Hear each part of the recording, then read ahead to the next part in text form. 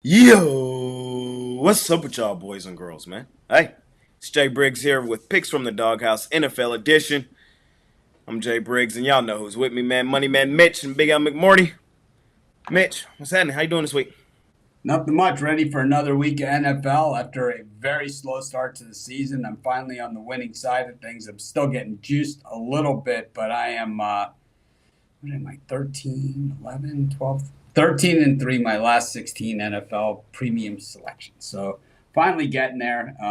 It's kind of still finding my footing. Who knows? I'll probably go 3 and 13 in my next 16. That's the way the NFL is. The pull in this business. One thing we know about the sports handicapping business, man, just when you're feeling good, just when you're feeling comfortable, that's normally when you get a bag of sand dropped right on your head. I mean, it pretty much happens, all the way. So you always got to just take it day at a time.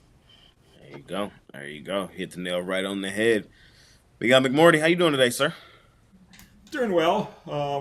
Enjoyed the World Series. I didn't have the game last night, but was just rooting for New York just because I wanted to see a game six. So that was, yeah, that had to have been the worst defensive game of any team in the World Series I have seen in my lifetime. Easily. In recent memory for me, yeah, the Yankees gifted them that game, basically. It was Can't make just them mistakes on that stage, so, hey. unbelievable. Shout out the Dodgers. Shout out the Dodgers, man. My Rangers no longer World Series champions. Mm. Damn. You guys will be again another 38 years. You'll get it done. We shall see. We shall see. Speaking of a team that ain't won in 38 years, it's my Dallas Cowboys here in the NFL. We'll talk about them here in a minute, man. We'll talk about them here in a minute. It's an interesting week here in the NFL. Ready to break it down with you fellas and see what we got going. I say let's go ahead and hop right in. Let's go ahead and hop right in. We could start in Dallas, but we'll start in Buffalo. We got a division battle where the Bills are laying 6 on the Dolphins. Total sitting around 48 and a half. Mitch, this is a team, the Dolphins, we've pretty much been beating up on all season. Um, has everybody finally caught up to us? Is it finally time to maybe start looking in their direction? Maybe they turn the tide? Or do we just continue to be and think they are who we think they are? I'm not liking what I'm hearing about the Dolphins, which is a lot of people now joining me on the fire Mike McDaniel train out there. And that's usually not a good sign, when everybody catches on. I think we were early adopters. I think we took advantage of that. But the problem here still is that the Bills own the Dolphins. I mean, they just absolutely own them. And it's like, they start scoring early, and the next thing you start thinking is, here they go again. And I think that's what's going to happen here. I don't like the way that everything sets up here. I don't like the way it looks. I don't even like this number. But I tell you what I like less: betting and putting one dime of my hard-earned money on a Mike McDaniel game plan. That is just really, you want to talk about pissing your money away. That's a great way to do it. And we learned it last week at home against the Arizona Cardinals. Yep. Yes, they did. Yes, they did. Big Al McMorty, how you feeling? I like Miami in this game. The key factor for me is that Miami was upset in the first meeting by Buffalo. If you guys remember, they were favored by 2.5 points. And, obviously, Tua gets injured and all that. And Buffalo was, blowing them out. But, it's just that when you get a team that's off an upset loss in the first meeting of a division, regular season series, then they go play the next game. If they're also coming off an upset loss in their most recent game, which Miami is last week versus Arizona, they lost 28-27 as a favorite. Those teams do really, really, really well. So I do like Miami in this game, plus the 6. I'm with Mitch. I'm not overcomplicating this one. I'm just going to continue to fade Miami. I think now they're starting to be properly rated. For most of the season, I've been harping on the Dolphins being overrated and overvalued. Um, Now with their quarterback back last week, everybody kind of assumed that they would just jump back to who they were, or who people thought they were, and it just didn't happen. For me in this one, I know that 6 looks good next to the Dolphins. You would think, okay, Tua has a week under his belt. This is the week that, it all starts to come together. But I think Mitch hit the nail right on the head. The Bills just, quite honestly, own the Dolphins. They don't play with them. And in the NFL for me is at least one of those sports when it's evident that a team just beats up on a team, it usually just continues. And I think Josh Allen and company have just improved and improved and improved week after week. I'm going to lay here with Buffalo at home at the crib. Let's keep it rolling. We head to Baltimore, where the Ravens are 9.5-point home favorites over the Broncos. Interesting. I don't know, really, if I've seen this where a team was a double-digit favorite one week and then basically was a double-digit dog the next week. That's crazy. Big Al, you're up first here in this game. And do you remember? I guess I should try to look that up while we talk, right? Yeah, I was going to say, do you remember anything quite this drastic? Like, it's kind of crazy. Let me just bear with me. Why don't Mitch can answer, and then let me look up that stat while he talks. Yeah, last week the Broncos were my top play of the week, fading those Carolina Panthers, as I said on the show I was going to do. And the Panthers, they haven't gotten any better or found any answers since the last time I saw them. Believe me, that 28-14, they scored that second touchdown. The Panthers did with 18 seconds left to go in the game, so the underbettors got crushed in that thing as well at that same moment. It was just a bad game, and the Broncos are not a good team either. I got news for you. There was nothing fun about that. If they were a good team, they would have won that game by 60. That's how dominant they were in that thing. The Ravens, coming off that loss last week against Cleveland, they're going to be mad.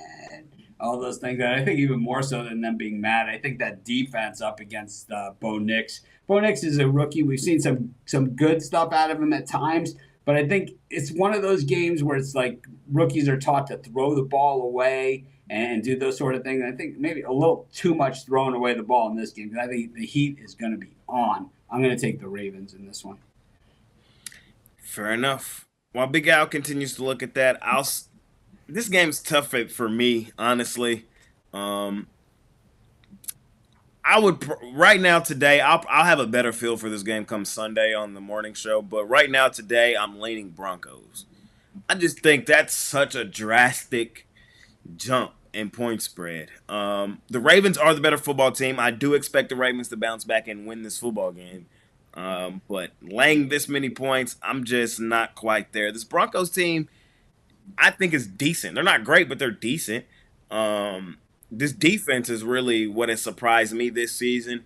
And I think offensively, they're asking Bo Nix to pretty much do what he's done his whole career, and even in college, was just don't wreck the car, bro. And so I think this game is going to be tightly competitive. Ravens probably win it like something along the lines of like 27-20. I'm going to grab the points right now today with the Broncos. Yeah? Yeah, so here's the thing. It's obviously it's a very rare thing. I actually I took a look at how double-digit favorites have done when they were a double-digit favorite the previous week, then when they're getting 9 or more the next week, because right now actually the Ravens line is it's actually only 9.5 at Pinnacle, but it's 9 everywhere else. Okay. But anyway, so you're right. It's pretty rare. The last time this happened was 2014 when Green Bay played Detroit, and Detroit was a 9-point dog the week after being a 10-point favorite. But there's really nothing one way or the other as far as leading you to think it's meaningful. It's happened 22 times since 1980, and the team went 10-12 ATS. I mean, it doesn't, it's small sample, and there's nothing there anyway. So I like Baltimore here. It's just a bounce back spot for the Ravens. And then also, I know, Jay, you've talked about this before, how well Baltimore does outside the division. And they've dominated winning teams that weren't in the AFC North, going 84 and 49 ATS, including 48 and 15 ATS if the Ravens weren't off an ATS win, which they're not since they lost outright to Cleveland yesterday or last Sunday. So I'll take Baltimore minus the 9. Fair enough. Let's keep it rolling, fellas. Let's keep it rolling. Next up, we're heading to Cleveland, where the Browns are home dogs, with the Chargers rolling in. Cleveland pulled an upset last week over the divisional opponents. Jameis, Mr. 30 for 30. Man, I'm on the Cleveland Browns. Short, sweet, simple. I'm taking a money line again. I'm buying what Jameis is selling. I'm buying it. And I still think the Chargers are overrated and overvalued. Today is Halloween. So there is a part of me that wants to tell you guys to take the Chargers. But I can't. I'm on the Browns in this one. I thought they looked really good defensively, situationally a week ago. I think they're equipped to kind of stop the run that the Chargers attack is going to do here. I think this is going to be a tightly contested game, and you're going to give me plus money with the home team fading an overrated team like the Chargers, in my opinion. Sign me up. Give me the Browns. Mitch?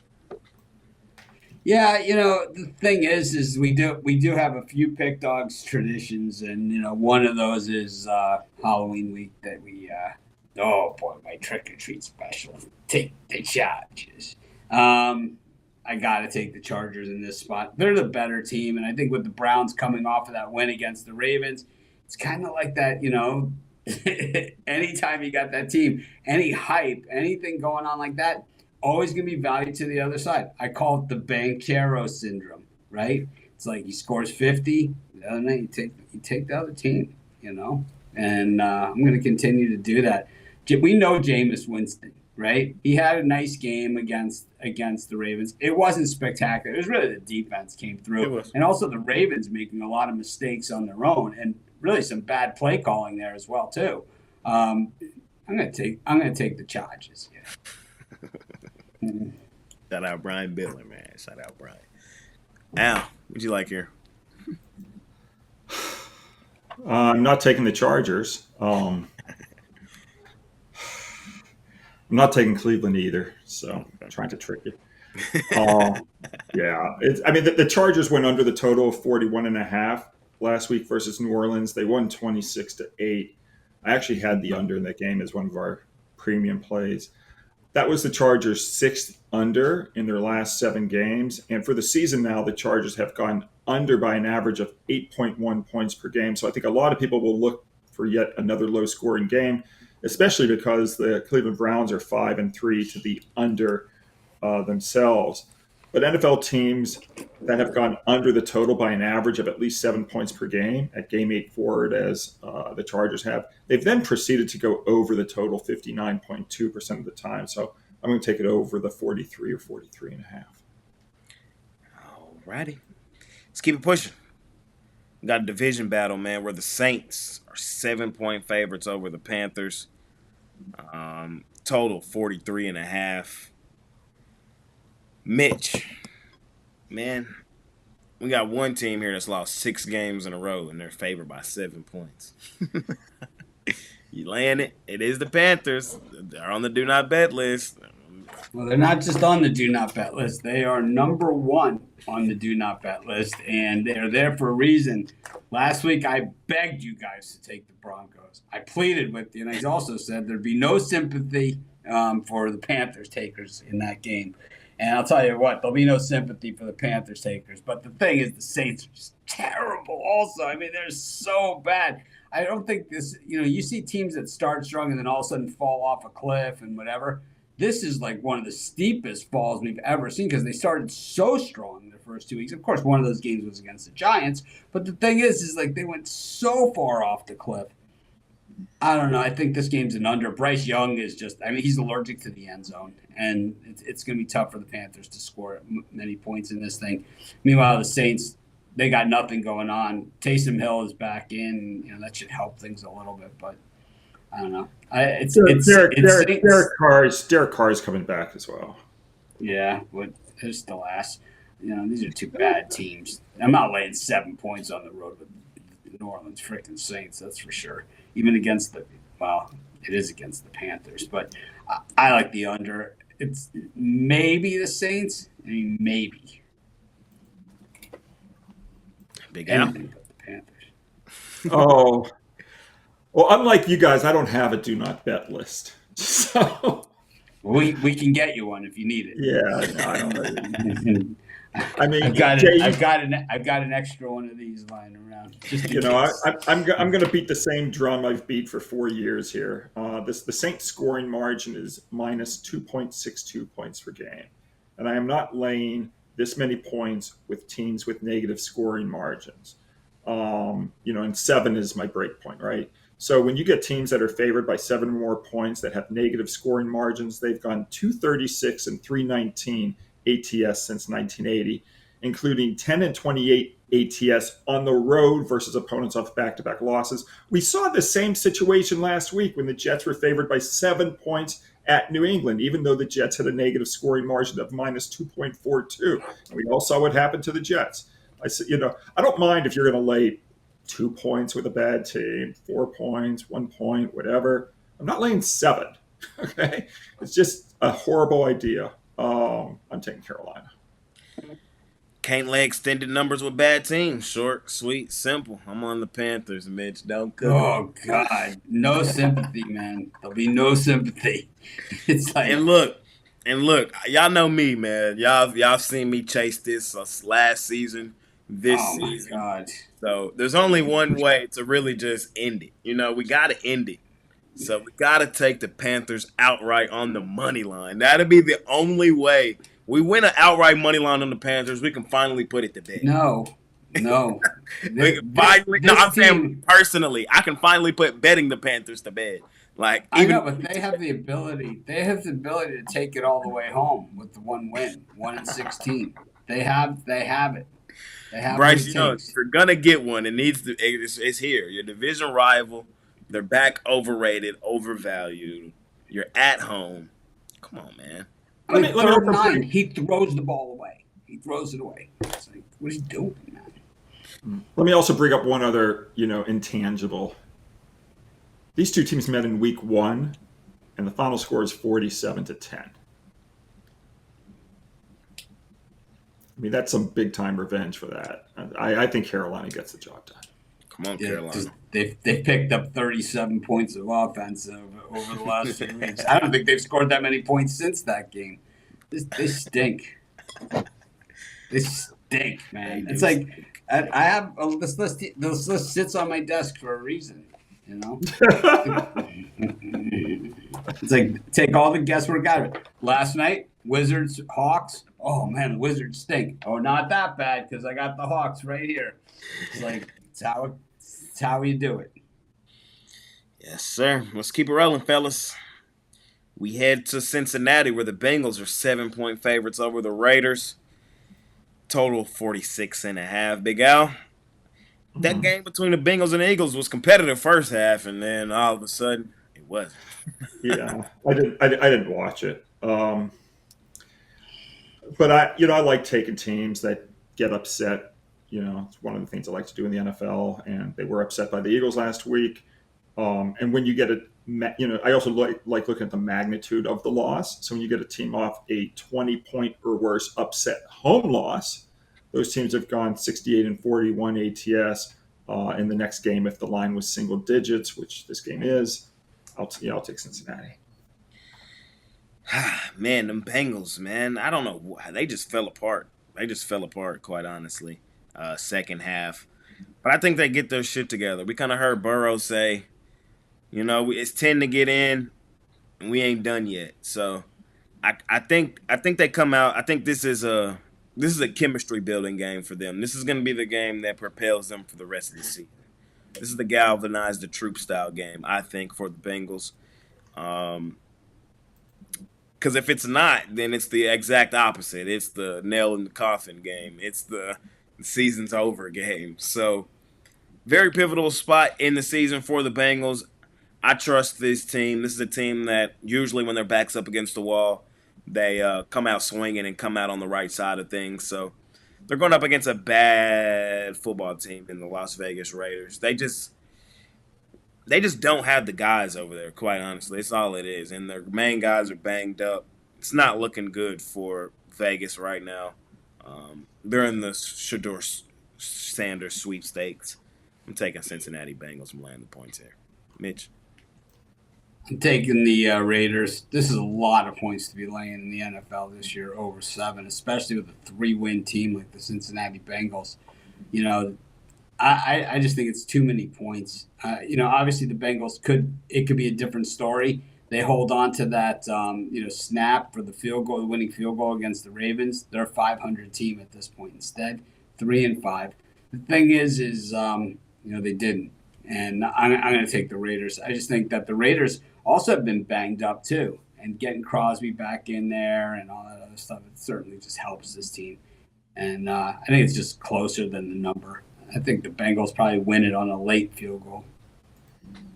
Fair enough. Let's keep it pushing, fellas. We head to New York. The Giants, finally, not on prime time. They're in the early 12 o'clock window. Finally. God. They're home dogs, man. They have the Washington Commanders coming in. Commanders laying 4. Some Commanders, man, they pulled one out their ass last week, man. That's usually, they're on a magical season, and when you're in a magical season, the ball sometimes just breaks your way, and it broke their way last week. It's a division battle here. I'm still gonna lay it with the Commanders. Like, everything that I look at tells me the Commanders are the better football team. The Giants, they're the Giants at the end of the day. Like, they're not a good football team. Daniel Jones is still one of the worst quarterbacks in the league. They don't have a running game. They have an exciting wide receiver, but that's about it. Defensively, they don't move the needle for me. Like, I feel like every week when you try to look at the Giants, you're just trying to catch a falling knife. And y'all know I hate catching falling knives. So I'm just not going to do it. I'm just going to trust my eyes, and I'm going to take the better football team. We are entering the realm of expectations for the Commanders starting to get kind of out of hand, but this week I think they're actually warranted. I'm going to lay here with Washington. Mitch? I'm going to take the Giants in this one. I don't think it's a matter of who's the better team or whatever. I think it's the matter of the points and all that other stuff. And I think that if we can hold tight on this thing, we're probably going to get a better number than this with the Giants too, because the Commanders coming off that very popular win. I had the Commanders last week. I'll take it. I had it all the way. We call those a no-doubter. And I know we are going to redo the do not bet list, but until then, the Commanders are still number 2 on the list here. And it's like, in this week, on the road, after that miracle win, I think a lot of people won good on the Commanders in that game. I know they were home dogs in that game against the Bears, but I think a lot of people like myself won pretty good on it. And I think the way that the public better, works, and the way the whole public betting action, people, they remember that. They have that good vibe. Oh, yeah, I'm going to take the Commanders again, and I feel good. And usually, those games end up really ugly looking. So I think the Commanders could win it, but I think it's a late touchdown or a late field goal to pull it out if they do win it. And, no one gets involved in an ugly game like the Giants. I'm going to take the Giants in the points in an ugly one. Fair. Big Al? Yeah, this is a game I really could have gone either way on. I think it's a pretty tough matchup. The Commanders, though, they've gone 6-0-1 ATS their last 7. The Giants have lost their last 3 to the spread, and road favorites off 6 straight covers have cashed just 40.4% since 1980. So I'll take New York, but it's, pretty bottom of the barrel. Let's keep it pushing, fellas. Last 12 o'clock game. No, it's not. We got 2 more 12 o'clock games. This one, we're in Tennessee, where the Titans are 3.5-point home favorites over the New England Patriots. Big Al McMorty, you're up here. The Titans just got demolished, as everyone is these days, by Detroit, 52-14. They've lost 3 straight overall. So when you lose that badly, I'm probably going to take you the next week. home teams have gone 7-0 ATS their last 7 and 23-6 ATS their last 29 off a loss by 38 or more points if they also lost 2 games back, which Tennessee has. So I'll take Tennessee minus the points. I hate laying points with bad teams. And 3.5, like over a field goal with a team that's not a lot of points. It is though. It's no, over. you could lay 3.5 with a bad team. No, it's over a field goal. Like I can't do it. Not with Mason Rudolph. Still, the highlight of his career is getting hit in the head. Man, it just is what it is. And then Will Levis, the highlight of his career is the play from week 1. Throwing the worst pick I've ever seen in my life. That's who the Tennessee Titans are. And every week it's like we try to talk ourselves into thinking that, okay, the Titans, by the book, I got to bet them here. I can't do it. I think the Patriots have a legitimate shot to go and win this game outright, and that's where I want to be. If I'm in a game with 2 bad teams, I at least want to attack the plus money. The Patriots, really in the grand scheme of things, have been the better football team this season based on everything that I'm looking at. I think at least there's hope for Drake May. There's no hope for Will Levis. He's cooked. He's done. There's no hope for Mason Rudolph. He's cooked. He's done. I just think the vibes in New England are in a much better place, a younger football team, up-and-coming team, while the Titans, I feel like, are an older veteran team that is falling apart. So that's just my assumption of these 2 teams. I'm taking the Patriots plus the points and money line. Mitch? Yeah, not one that I love, but every year the Titans have a game where they just slaughter somebody at home. And I think this might be the game for them this year. It's just one of those weird time change day games. And, it's like the Patriots, the worst passing offense in the NFL. The Titans, the number 1 pass defense in the NFL. It's kind of the only angle I really got here. The Patriots defense, not good. They've just been on the field an awful lot, so you can't really tell. Of course, the Titans, 32nd in QB rating in the NFL. Not surprising with what we've seen with Mason Rudolph and Will Levis as your option. It's like, what are you thinking, man? It's like, and we traded Malik. We got rid of Malik. Skinny Malik, man. I bet they wish they had Skinny Malik back right now. I'm sure they do. Yeah, I'm still going to take the Titans.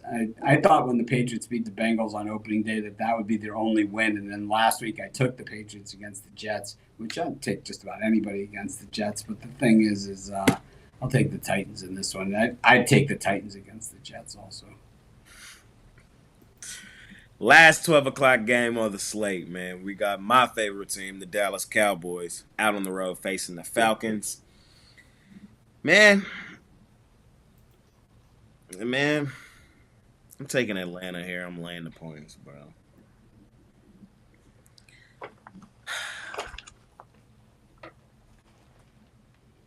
I want to see Mike McCarthy fired. Short, sweet, simple, bro. Short, sweet, simple. The Cowboys, they're just broken. They're just broken right now. We're banged up. We're bruised. We're battered. And I don't like what I'm seeing from this team. I feel like the Falcons, there's still hope on the season. This is a team that started to heat up. This is a team that's won 4 of its last 5 football games. This is a team at home, at the crib. These are just 2 teams right now going in opposite directions. The Falcons look like they're in prime position to take their division by storm. They got everything right in front of them. My Cowboys, we're just reeling right now, man. And I can't with a good conscience put more money on this team. I just can't. So, let me just be 1,000. Am I enthused with laying 3 points on my Cowboys with the Falcons? No, I'm not enthused with it. Come Sunday, will I have money on the Falcons personally? No, I won't. I will not put money on the Falcons on Sunday. But do I think forced to pick the game, what's the right play? I think it's Atlanta. That's just my thoughts. Mitch, how you feeling here? I'm going to take the Cowboys. I think the Cowboys, I'm hoping today, make a move for a running back. I mean, that really is the problem with this team. Dak just has no help back there whatsoever.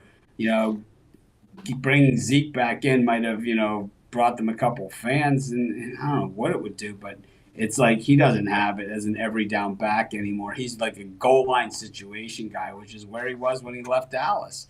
And it's like they need a Pollard, man. They needed somebody else back there who can carry the football and take a little bit of load, at least the threat of a run. It's like, why isn't Dak getting the ball downfield? All the receivers. No, it's not that. It's that they don't have the rushing attack anymore. And I think that's a big part of the problem. Of course, Micah Parsons has been out. And, that's also a problem.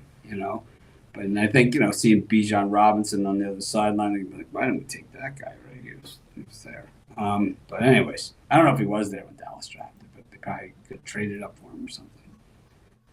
But I'm still going to take the Cowboys. Field goal. McCarthy, I don't know. Throughout his career, he's always been one of those guys, man. He doesn't get fired on losses. He just kind of gets run out of town type guy. That's what he was in Green Bay. He didn't lose anything. He just got run out.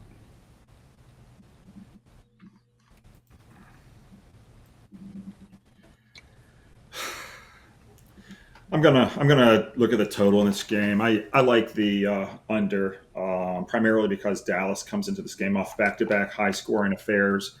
They were blown out 47-9 by Detroit. They lost to San Francisco 30-24. Dallas is 29-17 to the under off back-to-back overs. Atlanta is 33-29. I'm sorry, 33-21 to the under when playing an opponent off back-to-back overs. So I'll take the under 52. Alrighty. On to the 3 o'clock. We got the Arizona Cardinals, home favorites, laying 1.5 on the Chicago Bears currently. Mitch, how you feeling here? The Bears coming off that very, very bad finish there. And, what you don't want to be is a team that's a bad finisher against the Arizona Cardinals who, man, these guys, even though they'll come up short sometimes, these are the rally, the troop guys. They don't start playing until midway through the third quarter. So, I mean, if you're wide open in the third quarter like that, I don't know, man. I think that loss, while a lot of people say, oh, the Bears are going to be more focused, they won that game. Oh, it's like, they didn't win that game. They lost.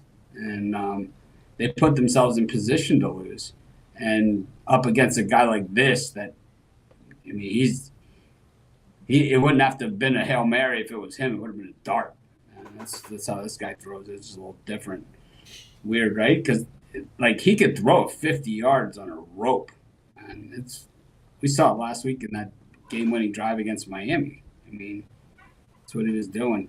I'm going to take the Cardinals here. I like them. Actually, I'd probably lay some alternative here, probably 5.5. Big Al? Yeah, this game is really hard for me. I don't really want to go, bet the game at all, side or total. But we have to pick every game, so I will. I'm just going to take the Cardinals, and the only reason is that they met last season in December, and the Bears won that game 27-16. That was an interesting game because both teams were really bad, back last December. Chicago was 5-9, Arizona was 3-11. Neither team had a winning point spread record. Now it's been a complete turnaround for these two teams this season. The Bears are 5-2 ATS. The Cardinals are 5-3 ATS. And I actually like what each team is doing, and I don't want to go against each team, but just because of the revenge motive, I'll take Arizona. But it's this is probably the weakest play I have of these 16 games. I'm sticking with my guns. I'm sticking with the Cardinals. I bet the Cardinals, I think, every game this season. And I probably will continue to do so.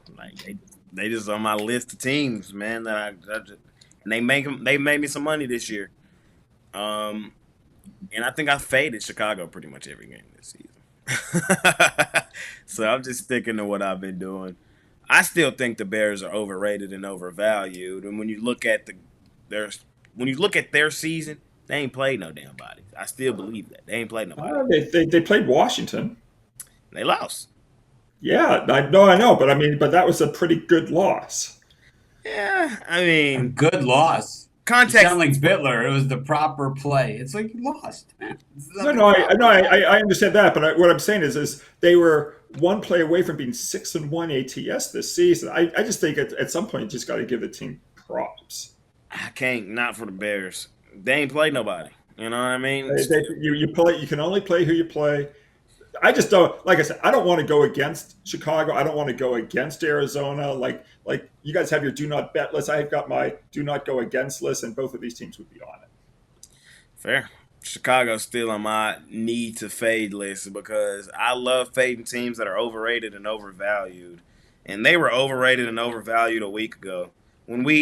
But we know why though, mainly because of the Jaden Daniels injury news. But as we talked on Sunday on the morning show, had we known Jaden Daniels was going to be the starting quarterback for the Commanders, what would that line have been? Commanders minus 3.5, 3. Yeah. So, um, the Bears, man, the Bears. Solid defense. Offense still has major question marks. And I think as they start to play better and better football teams, those question marks will continue to become more and more evident. I think Mitch hit the nail right on the head, man. If we saw last week, they're susceptible to leaving that back door wide open. And I will continue to say this every week because this is how every Cardinals game comes down. It's going to come down to the Bears might have the lead and the Cardinals have the ball and with the game on the line, and you already know what's going to happen. You already know the Cardinals are going to go down, score, and win the game. They always do it. Kyler Murray, man, he's been doing it his whole life since high school, man. I'm taking the Cardinals here. I'll lay the points at home. Let's keep it pushing though. We head to Philadelphia, where the Eagles are laying 7.5. Mitch told me I need an Eagles intervention. Big Al McMorty, are you laying the points with the Eagles this week? No, I'm actually gonna just. I mean, this is a big number, 7.5, and big underdogs. They started the season like a house on fire. They've settled down since, but still, you know, 21-12 and 2 ATS is what you are if you're an underdog of 6 or more this season. But they're also, when you take a look inside that 21-12 and 2 number, they're 7-0 ATS as a subset if they were off a point spread win. And Jacksonville is off a point spread win with that loss to Green Bay last week. So I'm going to take Jacksonville here. I also, long-term, Philadelphia is horrible in this price range. For Philadelphia is 45 and 67 when priced from -3 to -9.5. So I'll take the 7.5 with Jacksonville. I know I need one, but it ain't coming this week. I'm fading their ass again. I'm taking Jacksonville. Man, the Eagles for me are just not that good, bro. They're not. They're overrated and overvalued. Sometimes they do come out, flex their muscles. They did a nice win last week. That's all I can say. That's all I can say was a great second half last week. But that still doesn't warrant me laying this many points with them in this one. It just doesn't. The Jags, I've started to see the signs for the Jags, man. They just lost to a better football team last week in the Green Bay Packers, but they did compete in that game. They won the week before at New England. I'm just going to roll with Jacksonville plus the points. I think Philadelphia ultimately probably does win this football game, but by margin, nah, not by margin. Give me Jacksonville. Jay's going to walk into his house one day, and all of us are going to be sitting in his living room when he gets there. He's going to be like, "What's everyone doing here?" And we're going to be like, "Jay, it's the Eagles. You got to just stop auto-fading them every single week." It's like, we understand they're not that good. We get it. We get that they're overrated. But it's like, it doesn't mean they're never going to cover a game. Man. I think we saw that last week in Cincinnati, where the game was, for me, was either a pass, or a pass. It was like there's a million other games on the board, but it's like you don't have to fade the Eagles every week. You don't have to. You could pass on the game. If you don't want to take them. But the thing is that in this case, I'm on the Jags too. I think with the Eagles winning 4 of their last 5 games, a lot of it against some soft competition out there. I thought last week the game in Cincinnati was competitive, and the Bengals gave it to the Eagles and let them pull away late in that game. I think the Jaguars, I think the thing that we saw about them is they just showed that they really wanted to cover the last 2 weeks. They found something there in London against the Patriots where all of a sudden they were down 10 points and something just clicked in. And it was like all of a sudden, wait, the Jags are moving again. They're talking about trading Christian Kirk. That's not going to happen. That is not going to happen. He's like buddies with Trevor Lawrence. They're not going to do that. And instead, what we saw from the Jags was last week down pretty decently against the Packers, outside the number. They rallied the troops. They called a timeout, and they said, look, we want to cover in this thing. And that's exactly what they did. They came back, scored the touchdown. They got beat by a field goal as time expired. But so what? We were getting 3.5. Some of us were even getting 4. Easy cover. Had it all the way. I like the Jags again to at least cover here in Philly, who can make a real mess out of a game, like a game that they have well in hand. Like the one against the Bengals last week, I think they were dogging that thing. But this one, it's like, this is the type of game where the Eagles just make a real mess of it, like they did against the Browns. I mean, it's going to be that type of game. And the Jags are that type of team, too. The Jags are the best 2-6 team in the NFL. The most talented, at least. Fair. Well, think about it. The fumble against the Dolphins, right? They had that one. If they don't, everyone has these plays, where it's like one play, the Bengals to drop the extra point. The Jags, the fumble into the end zone by Etienne, go for the win. There's been a lot of these in the NFL. There's been a ton of them, and I don't know. I think the Jags are the best 2-6 team out there. Fair. Let's keep it pushing. We head to Green Bay, where the Packers are 3.5 point home dogs with them Detroit Lions coming in, man. Laying extended numbers in Lambeau is usually not a great idea. But in that same breath, fading Detroit is usually not a great idea either. Books know what they doing here, man. I'm on the Lions, y'all. I'm on the Lions, man. I gotta be. Unless you have a clear and concise reason to fade Detroit, I just can't do it, man. These boys just be printing money. I talk about it every week. Dan Campbell. Like, he's just a money-making machine. And them Lions, man, they out to make statements this season. Like, they not even leaving it for doubt. Like, they coming out stomping folks full game. It's gonna be a good game, but 24-20 is still a cover for the Lions, in my opinion. I think that's probably what we're looking at. I'm taking Detroit laying the points. Mitch. Yeah, I'm thinking about getting a condo again in Vegas, but the thing that's prevented me from doing so is Indiana Hoosiers, the Northwestern Wildcats, and the Detroit Lions. I've lost betting on them every single week. Those 3 teams. It's fading the Lions has killed me since the opener when it went to overtime. Indiana Hoosiers, I think they've covered every single week, and I don't think Northwestern's ever going to cover again. I'm willing to. It's like what I'm going to do is I'm just going to continue to ride the thing, and then when they win, I'm going to do exactly what the YouTube commenters do. I told you so. I'm going to take the Packers in this one to at least cover. I think it's a strong money line play in this one as well. The Packers, they found a way this year, and the thing is, it's like you want to see bad calls, man, and it's in Lambeau where those happen, and places like that, Pittsburgh, Lambeau Field. This is where the bad call and the bad no call happens, and I'll tell you who it happens to. Guys like Dan Campbell, man. Those are the guys that it always happens to. Is guys like Dan Campbell. This one's too easy. I'm taking the Packers. Probably going to be my top play of the week. There you go. Big Al, how you feeling? I'm just trying to see if I want to do a Northwestern Michigan State parlay this week. Oh Because, God, because no. I think like when Mitch jumps off the train, that's probably the right time to go against Indiana and to take Oh, Northwestern. I didn't say I'm off them. I didn't say I'm off them.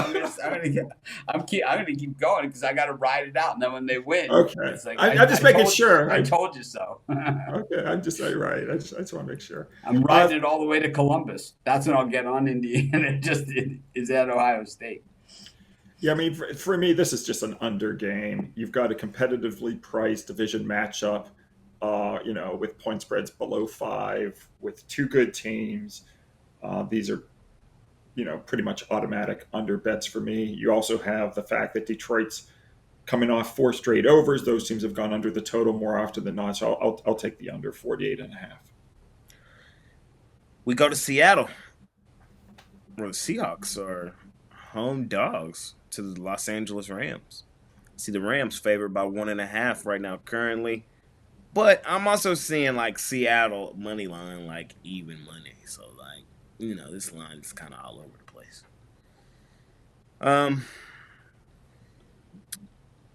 Mitch, you're up first here in this one.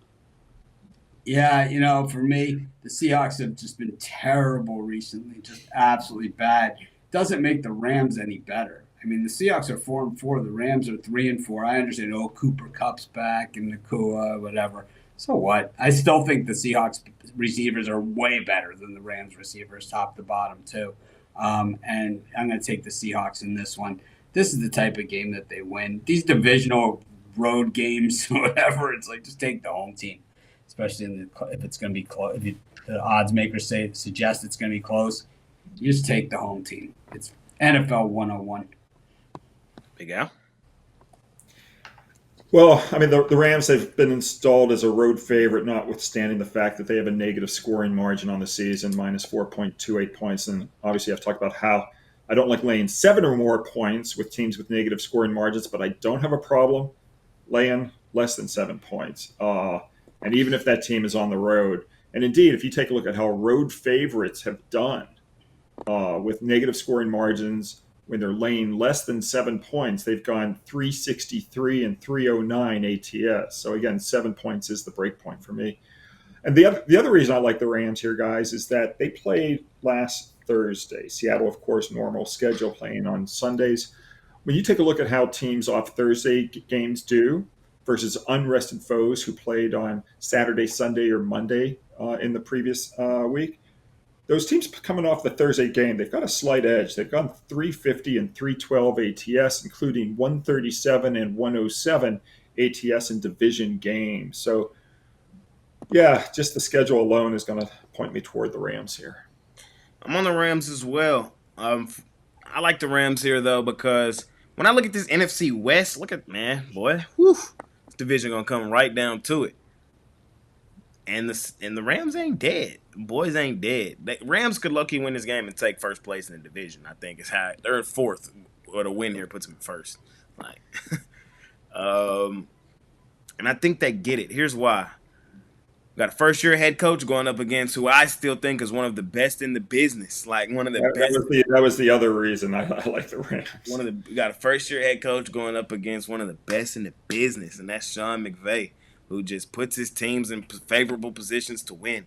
If you want to argue to me that you think that the Seattle Seahawks roster is better than the Rams, I may agree. But I don't think that Coach McDonald is nearly getting out of his players what Sean McVay continues to pull out of his. I like the Rams this week, man. It's just something about this team. It's just something about McVay, something about Stafford. You pair up a great head coach with a really good quarterback, and magic usually happens. And on the other side, I think you got we'll still see head coach and a middle-of-the-pack style quarterback. So give me the Rams. Big game. I think they show up and keep their season alive. Let's keep it rolling. We head to Sunday Night Football, where the Minnesota Vikings are 5-point favorites over the Indianapolis Colts. Mitch, Anthony Richardson to the bench. Joe Flacco getting the start here. I actually think Al's up first here. Well, I mean, I, the Vikings defense, it was so dominant its first three games. It has not looked good in three out of its last four. They gave up 29 to Green Bay, 31 to Detroit, 30 last week to the Rams. I think the bloom is starting to come off the rose a bit with Minnesota, and I'm just going to take Indianapolis plus the points. And then the other thing is that the Colts have the best point spread record in the entire league. They're 7-1 ATS, including 6-0 ATS their last six.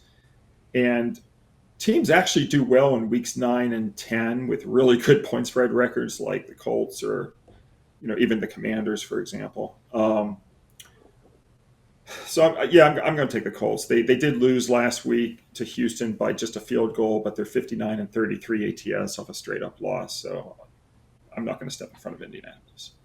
I'm on Indy as well. Minnesota might win the football game, but I think the points in our back pocket is the right place to be. I just think now Minnesota is just overrated and overvalued. Simple. Think about coming into the season. When you looked at this game, you did not think Minnesota would be favored by 5. And that's my argument. Not saying that Minnesota hasn't shown us that they're a good team this season, not shown us that they won't compete this season, not saying none of that. I'm just saying I don't think that in a vacuum they should be laying 5. The Colts, like Big Al just told you, are a really good money-making team. I like betting the Colts. They got a veteran quarterback under center, Joe Flacco. He's on his last ride, man. And of course, he want his last ride to be a great one. We were profitable with Joe Flacco last season in Cleveland. I think he's been serviceable this season. I see no reason not to grab the points here with the Colts. In all honesty, if you got the stomach for Sunday Night Football, I think you may want to take even a small shot on the money line here with the Colts. I think they're a live dog. Mitch? And one of the toughest road stadiums in all the NFL. I'm gonna take the over in this one. I'm gonna chicken out. I don't like the game at all. This is not going to be on any of my premium lists, circle list, no nothing. This is what you call an actual good game on a Sunday night. A world with no Jets is what this is. And it's, this is what happens when this is the bonus of the Jets playing on Thursday night. There's no Jets on Sunday night. There's no Jets on Monday night. And it's like, so I think in this one, what you actually have is a good game between two teams that, could be a meaningful game. We saw the Colts last week as 3-point dogs force a fumble on the 2-yard line as the Texans were, at worst, were going to get a field goal to go up by 6. Instead, the Colts force the fumble, get the ball back, and then Anthony Richardson leading the comeback drive or the tying drive with no intention whatsoever to run out of bounds on a play, tucks his shoulder back in and gains an extra 1.5 yards as the clock tick, tick, tick, tick. Oh, man, that's why they benched him, I'm pretty sure. It was on that play. But the thing is, Joe Flacco, now that you benched Richardson, if I'm him, I want out. I'm done. It's like you're going to bench me healthy for Joe Flacco because I make one mistake. It's part of the process. It's what you signed up for when you drafted him. He was light. He's the Bronny. Well, he's not Bronny James, but he's that type of thing where it's like, he only started, a year of college. He needed more time. He would have been well served by another year of college football. And I think that's the difference between today's NFL and the past NFL is that guys used to stay for the full 4 years in college and they came out better. And even then, they still sat a year or two because there was no rookie contracts and free agency. So it was a different thing. They sat on the bench for a year or 2 years before they ever even played. And it's like, that's the problem with Richardson is he wasn't NFL ready coming in, and I think, holding it against him now, it's like in today's NFL, it's like you're benching, Bryce Young's benched, Anthony Richardson's benched, benching Bryce Young sure as hell didn't help him, man. Look at him when he came out. He was just ass last week. I don't know. I'm gonna take the over. Sam Darnold's been fine in the end zone. I don't understand how. I mean, you have this number 18 on the Vikings. I just don't even understand how he's this wide open all the time. I mean, all the time. I've never seen a guy break up a pass to him. It's like he's just wide open. I'm taking the over. I'm gonna see a ton of points here. Last game of the week, Monday Night Football. We got Tampa Bay Bucks in Arrowhead. Chiefs right now currently laying 8.5. I see. Hey man, I remember watching a football game between these two quarterbacks, man, back in college, man. Oh my God. Mahomes and Baker put on a show. I don't know if they'll put on quite that show here in this one, but I do like the over. I'm taking the over in this football game. And I haven't done it all season, and I'm not going to do it now. I don't want to lay the points with the Chiefs right now currently. I might get there on Sunday. Right now currently, I don't think I want to lay it. But I know I'm not taking the Bucks. Like, still Chiefs Kingdom for me. These boys is just rolling. I think it's going to be a higher scoring affair, though. I think Mahomes has one of his better games he's had this season, and Baker, I think, continues to do what he does, and that's be a gunslinger. And I know his weapons are banged up, but Baker always finds a way. Give me the over. Mitch? I'm taking the Chiefs in this one. I don't love them. I'm not as infatuated with them as everybody else. I had the Raiders last week plus the points against them. But I think this week is the week to take them at home on Monday night. Taylor Swift and Taylor Swift's boyfriend will be there. And then you have, the whole thing going on. And I need to see the status of Mike Evans. He's an impact player here, with Baker. Baker's numbers with Mike Evans as opposed to without Mike Evans are just drastically different. So I don't know how the Bucs hang in there without him. So I think also this is probably the week that Hopkins gets involved. So I'm gonna take the Chiefs. Al? I'm taking Kansas City as well. What? I'm surprised to see y'all both on Kansas City here. That's kind No, Kansas City's great. I love Kansas City. Okay. I wouldn't get them last week. I had the Raiders. I don't. But anyway, yeah, Kansas City. On Monday night, you get a home team coming off back-to-back road game, especially back-to-back wins. They went into San Francisco, dominated the 49ers, and they didn't cover last week, but they still won straight up against the Raiders. But Monday night home teams off back-to-back road wins have gone 29-15 ATS. They're going to give their fans a treat. I'm going to take Kansas City. Alrighty, fellas. That concludes this week's episode of Picks from the DawgHouse NFL Edition. Hey, moving right along in the NFL season. We're going to blink, and these games are going to be more and more and more meaningful as the playoffs are, be here before we know it. So, of course, I appreciate each and every one of y'all for continuing to tune in and watch this video. I will have premium plays for y'all at the site this weekend in the NFL, as well as these guys. Mitch, any final words? Just, I think we're starting to see some separation, top and bottom here in the NFL already, but that doesn't mean anything. The odds makers, they always seem to find a way, and it's like good team versus bad team. I think a lot of people out there, I read the YouTube comments, so I see, and I know everyone's at a different stage in their betting careers and betting lives and betting whatever, but I just got to tell you that unless you're betting like gigantic money lines, who's going to win the game, it's probably, not as big of a factor as you think in a lot of these cases. Al? We saw it last week. I don't really have any thoughts. I'm just thinking about how much stuff is going to be happening next week. Everything from the start of college basketball to the, on Monday to the presidential election on Tuesday. It's going to be a pretty crazy week, no matter how you cut it. No NBA on Tuesday. Oh, they take off for the voting. That's right. Yeah. Well, how many college basketball games are on Tuesday? Not that many. Good. Not that many. But the storm is here, though. The storm is here.